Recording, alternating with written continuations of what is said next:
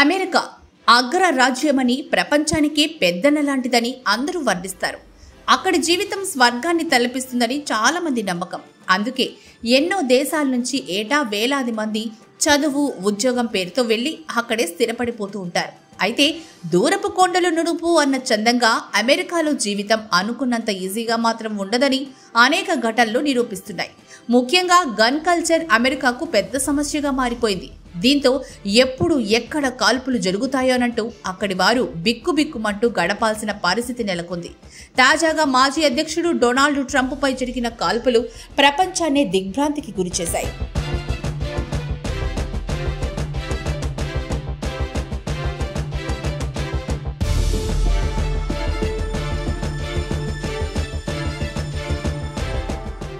మన ఇండియాలో అయితే చాలా మంది వాళ్ళ జీవితంలో ఒక్కసారి కూడా గన్ని ప్రత్యక్షంగా చూసుంటారు. అదే అమెరికాలో చాలా మంది యువత దాన్ని జేబులోనో బ్యాగ్లోనో పెట్టుకుని తిరుగుతూ ఉంటారు.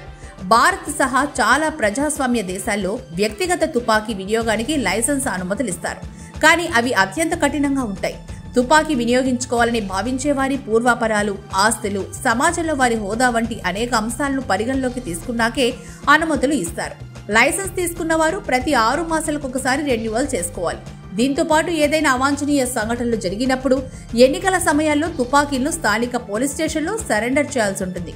అయితే అమెరికాలో అలాంటి నిబంధనలు ఏమీ ఉండవు. చిన్న కారణాలు చూపిస్తే చాలు గన్ లైసెన్స్ వచ్చేస్తుంది.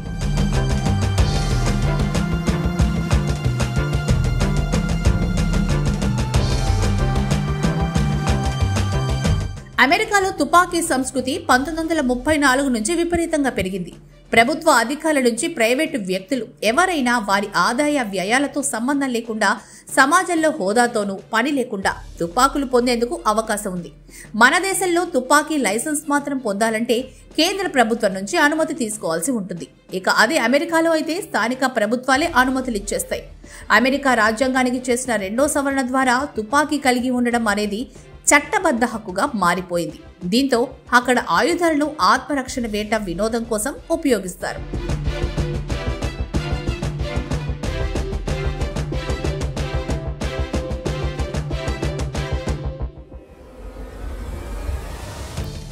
పంతొమ్మిది 1934లో అమెరికా జాతీయ ఆయుధాల చట్టం చట్టసభలో ఆమోదం పొందింది.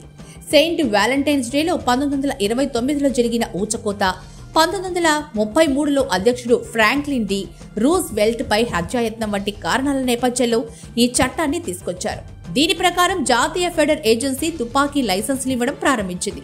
ఆ తర్వాత ఈ చట్టాన్ని బాగా సడలించారు. తుపాకీ వ్యక్తిగత వినియోగానికి సంబంధించి నిబంధనలు సరళతరం చేశారు.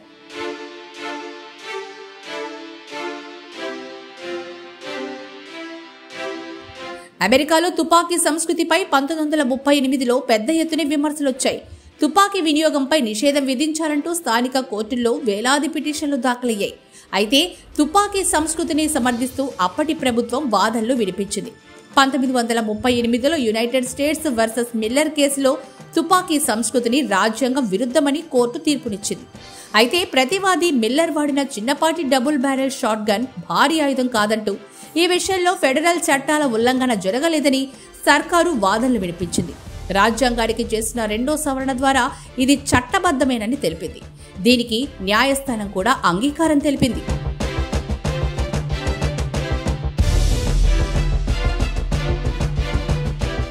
ఫలితంగా 1938 నుంచి అమెరికాలో ఇంటికో తుపాకీ స్థానంలో వ్యక్తికో తుపాకీ అన్న సంస్కృతి మొదలైంది. డొనాల్డ్ ట్రంప్ అధ్యక్షుడైన తర్వాత దీన్ని కట్టడి చేసేందుకు ప్రయత్నించి భంగపడ్డారు. దీనిపై ఆయన చాలాసార్లు అసహనం కూడా వ్యక్తం చేశారు. అయితే ఈ గన్ కల్చర్ ఇప్పుడు ఆయన్ని బలి తీసుకునేందుకు ప్రయత్నించడం విధి వైపరీత్యం. అమెరికా చరిత్రలో అధ్యక్షులే తుపాకీలతో కాల్చి చంపిన ఘటనలు ఉన్నాయి. ఇవన్నీ ఆ దేశ చరిత్రలో నెత్తుటి మరకలుగా మిగిలిపోయాయి. ఇక తాజాగా మాజీ అధ్యక్షుడు, ప్రస్తుత రిపబ్లికన్ పార్టీ తరపున అధ్యక్ష అభ్యర్థిగా ఉన్న డొనాల్డ్ ట్రంప్ పైనే కాల్పులు చోటు చేసుకోవడంపై ప్రపంచమంతా షాక్కి గురైంది.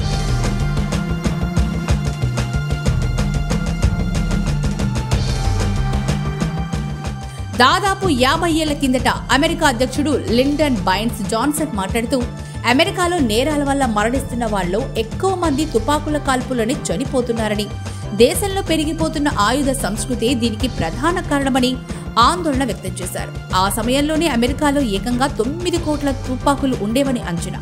అది 50 ఏళ్ల నాటి సంగతి. ఇప్పుడు అమెరికాలో ఎన్ని కోట్ల తుపాకులున్నాయో లెక్కే లేదు. దేశంలో ఎక్కడో చోట కాల్పులు చోటు చేసుకోవడం, అమాయకుల ప్రాణాలు కోల్పోవడం జరుగుతూనే ఉంది. మన తెలుగువారు సైతం చాలా మంది కాల్పుల ఘటనలో మరణించి కన్నవారికి కడుపు కోత మిగిల్చిన ఘటనలు కోకొల్లలు.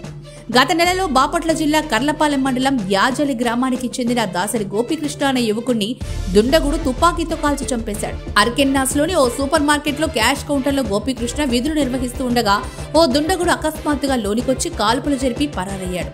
తీవ్రంగా గాయపడిన గోపీకృష్ణ ఆసుపత్రిలో చికిత్స పొందుతూ చనిపోయాడు. ఇక తాజాగా ట్రంప్పై జరిగిన కాల్పుల ఘటన అమెరికాలో పేట్రేగిపోతున్న గన్ కల్చర్కు ప్రత్యక్ష ఉదాహరణ అని ప్రజలు ఆందోళన వ్యక్తం చేస్తున్నారు. ఇప్పటికైనా తుపాకీ సంస్కృతికి స్వస్తి పలక్కపోతే అమెరికా భవిష్యత్తుకే ప్రమాదమని నిపుణులు ఆందోళన వ్యక్తం చేస్తున్నారు.